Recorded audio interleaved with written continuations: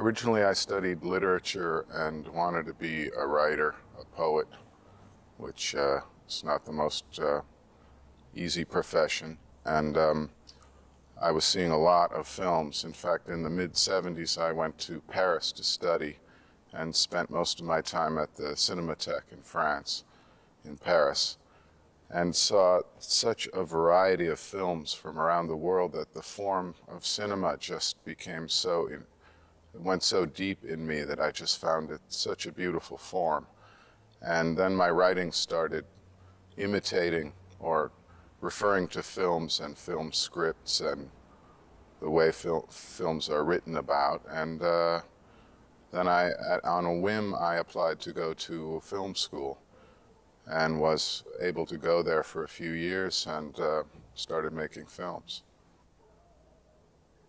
I got some help. Wim Wenders gave me some leftover film material, unexposed film stock that he had from a film he made. He had seen my first film, and I had met him because I was Nicholas Ray's assistant, and Nick Ray made a film, Wim made a film with Nick when Nick was dying, and he helped me, he offered me some free film stock. So I decided I had enough to make a 30-minute film. So we went ahead and made a 30-minute short film, Stranger Than Paradise, the first third of the film.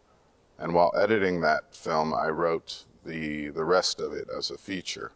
So I had the finished film, the first third finished as a short, but I had kind of in a kind of modular way, I had two more sections I wanted to make it a feature.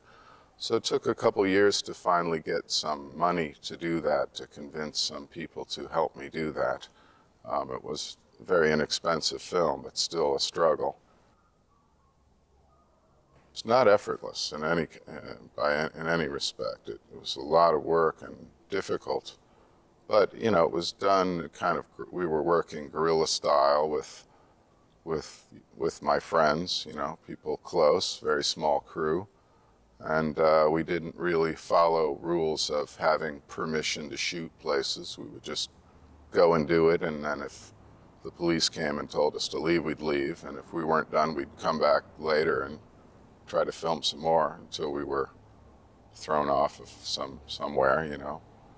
So, and editing and financially, you know, I had no money, so it was always that, you know, case of owing the landlords money. I had some very difficult landlords in New York that were kind of thugs and kind of rough and always threatening me, you know, it was that kind of thing. So you'd have to be hiding from the landlord, and yeah, it was a lot of work, you know.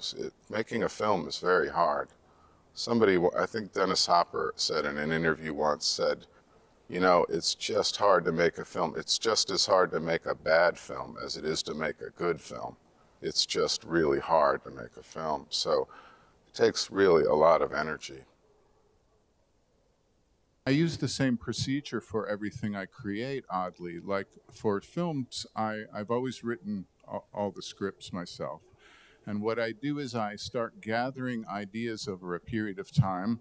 I always carry little notebooks with me for ideas or things that occur to me. And then when I'm ready to write the script, I basically start collaging together the ideas that I had. And they sort of form a picture of something as I work with them. It's the same thing when shooting a film for me, and this isn't true for every filmmaker, but for me, the shooting process is really just gathering material from which we will edit the film, because films are really made in the editing room from the material that you gathered. So that becomes a very similar process where I'm gathering things to then have them kind of tell me what they want to be in a way. So I'm sort of listening to the things I've gathered with the collages, with the scripts, with the filming, and it's often that procedure of almost collaging things together like that. Well, I think my job is to be a kind of receptor of things, and life is very short, and so I cannot just learn everything about one thing. You know, there are too many things that constantly interest me, and they can can be like 16th century English music or mushroom identification or, certain anime from Japan or, I don't know. There's so many things in the world that are incredibly interesting to me. And because Nick Ray instilled this too in me, that it's good to know about a lot of different things if you want to make films. And I find more and more filmmakers that I love, I sort of discover when I learn more about them personally, that many of them had very varied interests, and it all feeds into making films. So I love that John Carpenter makes his own scores, and I love that some filmmakers are painters or they are interested in a lot of different things. So I don't know. I feel like that's my job, to be a dilettante. It's not a negative thing.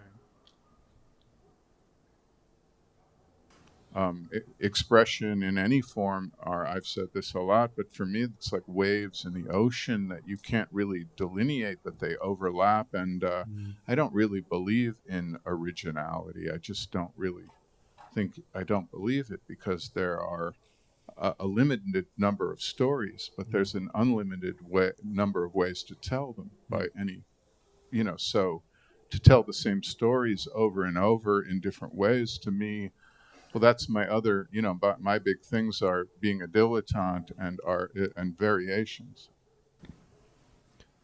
My other thing besides variations and dilettante is that I consider myself proudly to be an amateur filmmaker, and that I'm learning the form continually. And I do it because I love the form, and there's nothing wrong with being a professional because you do that as your job for money. But that's not how I look at it. For me, I'm very lucky that I get to make films, and I work very hard at it.